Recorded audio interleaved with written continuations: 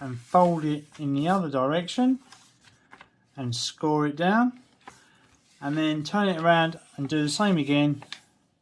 So I've got another triangle just there, and score that down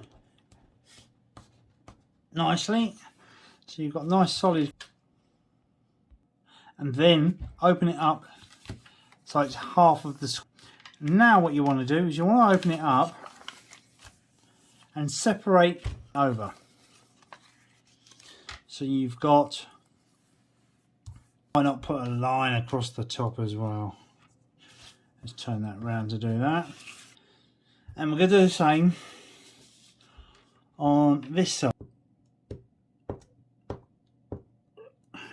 There we go.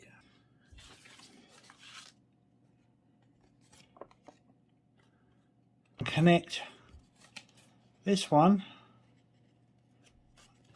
up to there,